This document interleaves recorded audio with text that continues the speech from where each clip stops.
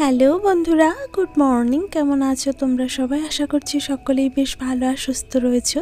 আর আমিও কিন্তু বেশ ভালো আছি। আজ হলো 14ই ফেব্রুয়ারি, বুধবার, আর এখন ঘড়িতে সকাল 8টা মতন বাজছে। আজকের দিনটা কিন্তু প্রত্যেকটা বাঙালি ছেলে মেয়েদের জন্য ভীষণই স্পেশাল, কারণ আজ হলো সরস্বতী পুজো আর তার সাথে ভ্যালেন্টাইন্স ডে। তো আমি আশা করছি তোমরা সকলেই কিন্তু বেশ ভালো করে আর আনন্দ করে আজকের দিনটা কাটাবে। আর আমার জন্যও কিন্তু আজকের দিনটা বেশ অনেকটাই আনন্দদায়ক। আর সেই জন্যই কিন্তু সকাল সকাল ব্রাশ হাতে করে নিয়ে বেরিয়ে পড়েছিলাম বাড়ির একটু সামনে। আমাদের বাড়ির সামনেই একটা জায়গাতে ছোট ছোট ছেলেমেয়েরা পুজোর আয়োজন করেছে, তো ওখানকার ঠাকুরটা দেখতে একটু বেরিয়েছিলাম। তারপরে এই যে একটুখানি ফ্রেশ হয়ে নিয়ে সংসারের কাজগুলো কিন্তু করতে লেগে পড়েছি। বাড়িতে কিন্তু আজ আমি নিজের হাতেই আমার বাড়ির পুজোর আয়োজন করব, তো সেই জন্য দেখো এখন কিন্তু তড়িঘড়ি সংসারের কাজগুলো ঝটপট সেরে ফেলতে হবে। প্রথমেই আগে বাসি বিছানাটা তুলে নিচ্ছি, আর ঘুম থেকে উঠে তো বাইরের সমস্ত বাসি কাজগুলো আগেই সেরে নিয়েছিলাম। আর এদিকে ঘরে এসে প্রথমে বিছানা থেকে বাসি কাজগুলো সেরে ফেলতে শুরু করে দিয়েছি। বিছানাটা ভালো করে গুছিয়ে নিলাম, আর এই যে তারপর কিন্তু এখন একটা একটা করে বাকি কাজগুলো সেরে ফেলতে হবে। বন্ধুরা, বাড়ির পাশেই যে ছোট ছোট ছেলেমেয়েরা সরস্বতী পুজোর আয়োজন করেছে, সেখানে পুরো রাত জেগে ছেলে মেয়েগুলো ওই পুজোর প্যান্ডেলটা তৈরি করেছে। তো সেখানে সারা রাত ধরেই রীতিমতো গান বাজনা হয়েছে, যে কারণে রাতে ঠিকমতো না ঘুমোতে পারিনি। আর সেই কারণেই সকালবেলা উঠতে একটুখানি লেট হয়ে গিয়েছে আর কি। ওই যে বললাম সকাল 8টা নাগাদ ঘুম থেকে উঠেছি। উঠেই কিন্তু এই যে সংসারে কাজগুলো প্রথমে সেরে নিচ্ছি, আর তারপরে পুজোর দিকটাতে চলে যাব। তাহলে এই দিকটা সামলে নিলে পরে শান্তিমতো কিন্তু পুজোর কাজটা করে নেওয়া যাবে। স্নানটা সেরে নেওয়ার আগে ভাবলাম যে সমস্ত কাজগুলো রয়েছে আমার সংসারে সেগুলো না হয় আগে শেষ করে ফেলি, তারপরেই ঠাকুর ঘরে চলে যাব। আর আজ না বন্ধুরা, বহু বছর পর কিন্তু বাড়িতে সরস্বতী ঠাকুর আসবে। আর অনেক বছর আগে যে পুজোটা হয়েছিল সেই ঠাকুরের মূর্তিটা এখনো পর্যন্ত ঠাকুর ঘরে কিন্তু রাখা রয়েছে। তো ওই মূর্তিটাকে প্রথমে আমাকে বের করে নিতে হবে, তারপরে কিন্তু নতুন ঠাকুরের মূর্তিটা বসানো যাবে। আর এই যে দেখো, কথা বলতে বলতে ওদিকে আমার ঘর দুটো কিন্তু মোছা হয়ে গেল। আর তারপরে এই যে রাতে যে সমস্ত এঁটো বাসনগুলো রাখা ছিল টিউবওয়েলে, সেগুলোও কিন্তু ঝটপট করে মেজে নিয়েছি। সত্যি বলতে বন্ধুরা, এই সরস্বতী পুজোর দিনটা যখনই আসে তখন কিন্তু ছোটোবেলার কথা খুব মনে পড়ে। আর সেই দিনগুলোকেও কিন্তু ভীষণ পরিমাণে মিস করি। যখন ছোট ছিলাম ছুটে ছুটে যেতাম, কার বাড়িতে সবথেকে প্রথমে অঞ্জলি হয় সেখানে গিয়ে অঞ্জলি দিতাম, হলুদ নিম পাতা বেটে নিয়ে মাখতাম। কতই না আনন্দ করেছি ছোটোবেলায়। এখন কিন্তু সেই দিনগুলোকে খুব মিস করি। আর যাই হোক, এই যে দেখো বন্ধুরা, বড় হয়েও কিন্তু সেই দিনগুলোতে এখন নিজে হাতে অনেক দায়িত্ব পালন করতে হয়।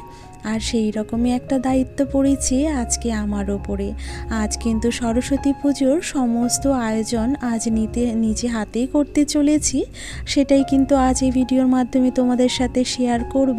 আর এই যে দেখো, একটুখানি জলে গোবর গুলে নিয়ে আমার উঠোনটা কি সুন্দর আমি লেপে নিয়েছি। আমার বাড়িতে যেহেতু গরু রয়েছে, তো সেই কারণে গোবর পাওয়াও কিন্তু খুব একটা অসুবিধাজনক হয়নি। আর দেখো, মাটির উঠোন যখন গোবর দিয়ে এরকম সুন্দর করে লেপে নেওয়া যায়, সেটা কিন্তু দেখতে অনেকটাই বেশি ভালো লাগে। আর এই যে উঠোনটা লেপে নিয়েই চলে এসেছিলাম ছাদে। ছাদে এসে সুন্দর দেখতে কিছু বেলপাতা আমি তুলে নিয়েছি। আর আমাদের ছাদের উপরে যেই বেলের পাতাগুলো রয়েছে সেগুলো কিন্তু বেশ বড় বড় আর সুন্দর। তো সেই জন্য আমি কিন্তু নিচে থেকে কখনোই বেলপাতা পারি না, ছাদে উঠেই পেরে নিই। আর এই যে তারপরে কিন্তু ঝটপট স্নান সেরে এখন চলে এসেছি ঠাকুর ঘরে। এসে নিয়েই যে সমস্ত বাসনগুলো আমাদের প্রতিদিন ঠাকুর ঘরে লাগে সেইগুলোর সাথে আরও কিছু এক্সট্রা বাসন বের করে নিয়েছি, কারণ আজ তো বেশ কিছু বাসনের প্রয়োজন রয়েছে পুজোর জন্য। তো সেইগুলোই দেখো এখন কিন্তু আমি খুব সুন্দরভাবে ধুয়ে মেজে নিলাম।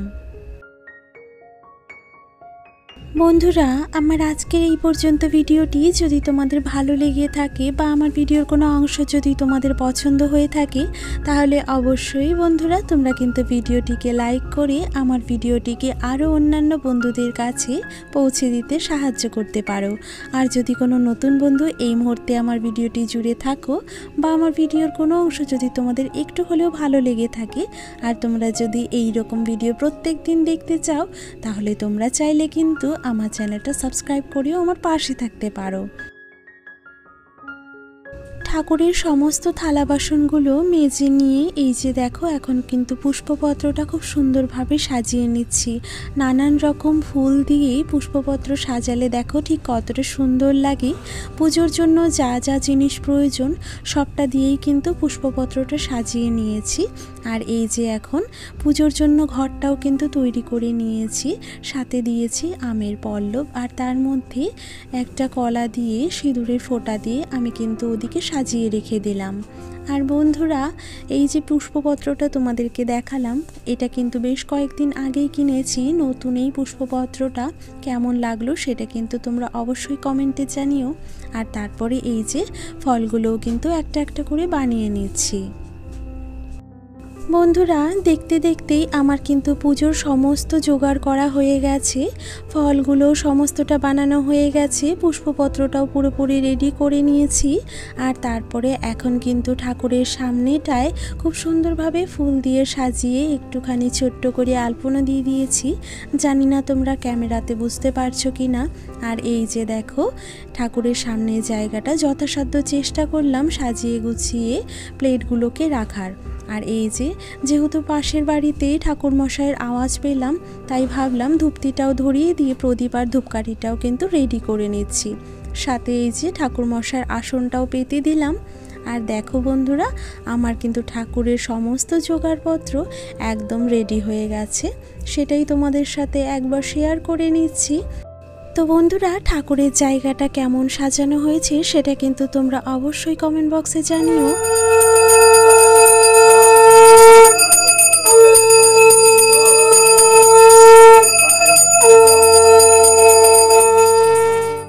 তো বন্ধুরা, ঠাকুরমশাই কিন্তু ওনার দেওয়া সময়েই এসেছে। 11:30 নাগাদ উনি আসবেন বলেছিলেন। তো সেই সময়ে কিন্তু যথারীতি এখানে উনি এসে পুজোটাও করে দিয়ে গেছেন। আর আজ বাড়িতে আমি উপোস ছিলাম, মাও ছিল, আর এর সাথে পাশের বাড়ির ছোট ছোট বাচ্চাগুলোও কিন্তু আমার সাথে অঞ্জলি দিয়ে দিয়েছে।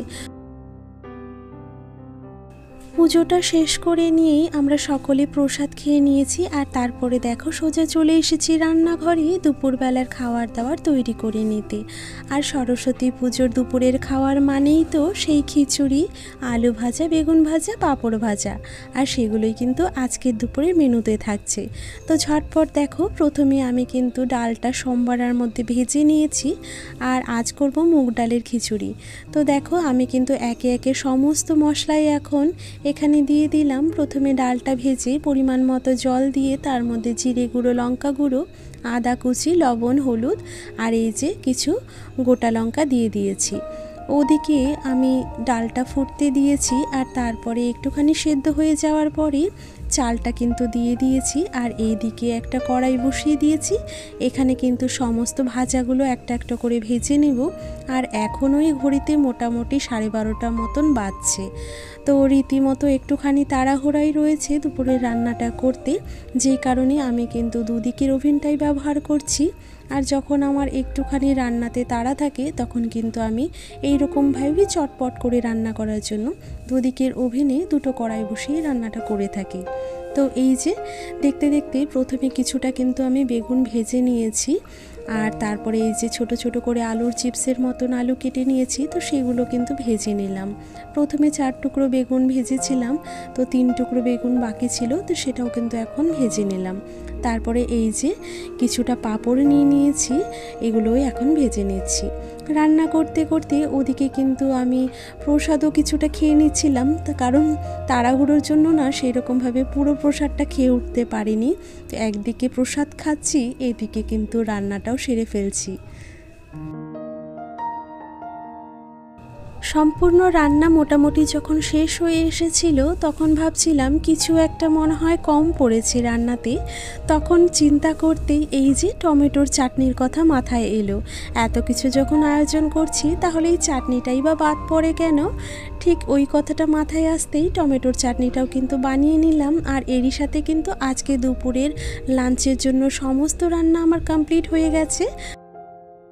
রান্নাবান্না সেরে নিয়ে এই যে দেখো সকলে মিলেই কিন্তু দুপুরের লাঞ্চটাও সেরে ফেলেছি। সত্যি বলতে আজ কিন্তু ছোটোবেলার স্মৃতিটা কিছুটা মাথায় নিয়েই দুপুরের রান্নাটা করেছিলাম। ঠিক যেমন স্কুল কলেজে আমাদের সময়ে খাওয়ানো হতো খিচুড়ি, পাঁপড় ভাজা, চাটনি, সেইগুলোই কিন্তু আজ অনেকটা মাথায় নিয়েই এই রান্নাটা করে নিয়েছিলাম। তো যাই হোক, খিচুড়িটা কিন্তু বেশ খেতে ভালো হয়েছিল, সেটা কিন্তু সকলেই বলল। আর আজ কিন্তু বেশ অনেক বছর পরে আমি খিচুড়ি রান্না করলাম। তো যাই হোক বন্ধুরা, দুপুরের খাওয়া দাওয়া সেরে নিয়ে এই যে দেখো এখন কিন্তু ঝটপট করে বিকেলে কাজগুলো করতে লেগে গিয়েছি। আর আজ কিন্তু একটুখানি বেলা থাকতেই কাজগুলো করতে শুরু করে দিয়েছি, কারণ আজ না বিকেলবেলার পরে একটুখানি রেডি হতে হবে, কারণ সন্ধ্যের পরে একটুখানি বেরোনোর প্ল্যান আছে। আমাদের এখানে স্কুল কলেজগুলোতে না বেশ সুন্দর করে বড় করে পুজো হয়। আর প্রত্যেক বছর কিন্তু আমাদের স্কুলগুলোতে আমি যেয়ে থাকি, আমাদের সকল বন্ধু বান্ধবী সকলে মিলেই কিন্তু যেয়ে থাকি। তো সেই কারণে বিকেলের কাজগুলো এই যে দেখো তড়িঘড়ি কিন্তু সেরে ফেললাম। এই ঘরের বিছানাটা এলোমেলো ছিল, তো এটাও কিন্তু গুছিয়ে নিলাম। আর আজ যেন তো বন্ধুরা দুপুরবেলা নাগাদ বেশ অনেকটা সময় ধরেই বৃষ্টি হয়েছিল।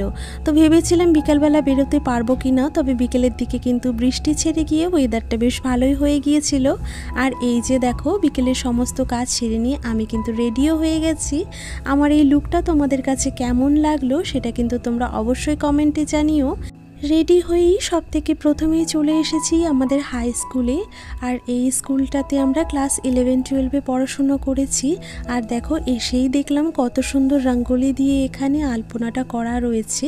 আর এখানকার ঠাকুরটাও কিন্তু বেশ সুন্দর লাগলো।